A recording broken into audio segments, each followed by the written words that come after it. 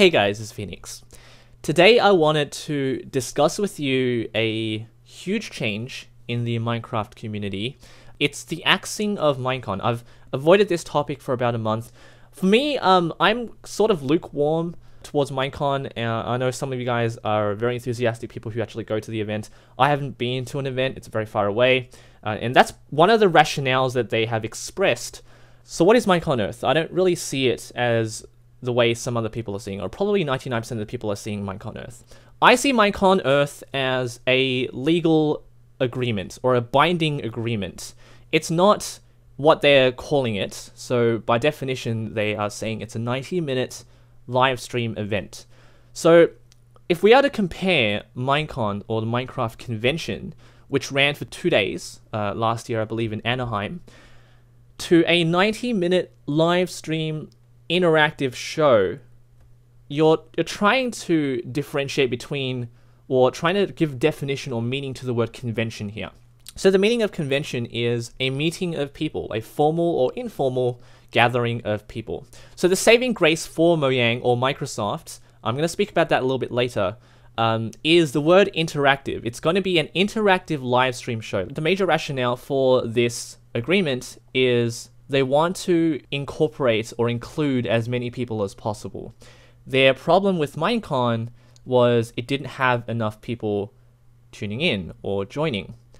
If you're going to have a 90-minute interactive show, in 4 hours, it's going to be 2 AM or nearly 3 AM in Australia. That's like bedtime for me. So I can't watch it. And I can also assume that in such a small window, unless they advertise it so well, you're going to have to really try to get people to watch. So let's scroll down again. This is meaningless. Host an event, invite your favorite people. We do that all the time. It's called birthday parties. Let's scroll down even further. They're going to have costume shows, which I don't really have a say in terms of describing what the costume events or competitions were like. So you guys can probably leave them in the comments for people who actually gone to it. Exclusive merchandise, or swag as they call it, sort of meaningless unless the exclusivity part of it is going to be something absolutely special, like a cape that people keep talking about. I don't think many people even care about this. And lastly, official viewing party locations. I think this is going to be the most interesting to discuss. I'll get to that in a little bit later. But again, this has its problems as well. Now, so what is this whole definition of Minecon Earth to me? I think Minecon Earth is not a 90-minute live stream show. I think it's a legally binding agreement. Now, why do I call it this? The problem with Minecon Earth as a 90-minute live stream show is it is hardly inclusive unless you can really put forth or bring value to the interactiveness of it. If you can't do that, it's really just going to be a 90-minute video. Like, how are we going to really interact with a TV screen? Unless these viewing parties are going to blow our minds away and they're going to include some famous celebrities who are going to shout mantras into the crowd, I don't think it's going to be interactive at all. We already had live streams from the original Minecons. I don't see any value given to some 90-minute screenings around the world. They're going to have to prove me wrong. So why else am I calling it a legally binding agreement? It's because of these official community events. Let's go through this right now. Again, these are the viewing parties. Again, with so many viewing parties, I don't know if they're really going to pull this off. Like, how many people are going to send out to... Like, the more places they have here, the lesser value they're going to have because of the budget, right? And speaking of budget, again, this is going to update. There are going to be more places around here, and that's going to be a problem. Let's talk about these official community events. We are going to have 3 smaller Minecons. Let's pass off the duties and obligations to smaller conventions. What is this going to entail, essentially? We are going to have these smaller Minecon conventions sign a legally binding agreement or a contract.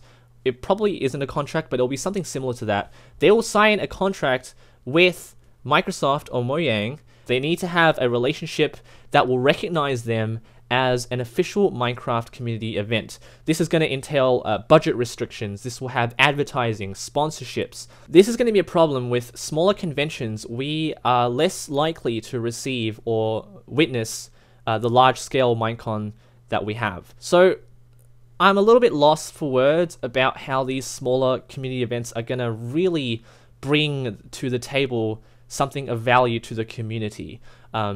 They are closer to home, yes, but they're going to be less impactful. So we're going to have to wait and see about whether this will have any sort of benefit. But this is really, what does this really come down to? It's a budget cut, right? They don't want to spend as much money on a large Minecon event.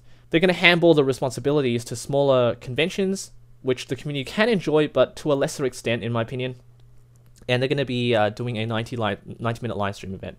So I don't have like the minutes of the meetings. I don't have the contents of their shareholder meetings. But to the people who are saying that Microsoft isn't doing anything and that we should be blaming Microsoft, until I can see some solid evidence of this all being Mojang's doing, which is sad because I hope it's not, we're going to have to make the reasonable assumption that someone who has invested billions of dollars into a corporate buyout is probably pulling some strings here. They're probably doing something. So here I have perhaps one of the less accurate, I don't know, stats for this. I did a quick analytical search on Google Trends on Minecon, and it seems to me that the Minecon that happened in Anaheim hardly got any sort of attention compared to the other ones here. This is probably another one here. July 2015, what's this? November 2013. Just did some cross-referencing, and yes, these two were pretty big events, but the one in 2016 was a huge letdown, and this perhaps is one of the reasons why they have decided to get rid of it. Now, commercial relations, I understand, can be stressful. Dealing with all the finances of lack of profit, this is probably a huge loss for Mojang. I understand that, but Minecon Earth is not something that people are going to be very proud of. If we go back to this, handballing the responsibilities to smaller Minecraft conventions, yes, that can have some, like, it could be of some value to the community in that they can visit these smaller ones and they will receive some more advertising power. But it won't be as big as what we know as Minecon. If we are going to have this 90-minute live stream that most people won't even be able to see, it defeats the purpose of creating this in the first place, which is meant to be more interactive. But you're not being very transparent here. They don't want to say that they're making a loss, although it's probably true. But this is just a huge lie. Like, you guys aren't doing this live show because of bringing more people together, because it's not going to, or it's highly unlikely to. You're doing this because you want to save more money. The billion-dollar buyout is obviously something of large risk. The more places we have, the less fun it will be for people. So hopefully you guys understand now what Minecon Earth is, and there are a lot of videos out there, but I just wanted to give my 2 cents in it, on it. And if you guys enjoyed this video or got something out of it, leave a like. Leave your comments down below for your thoughts on this radical shift, and take care.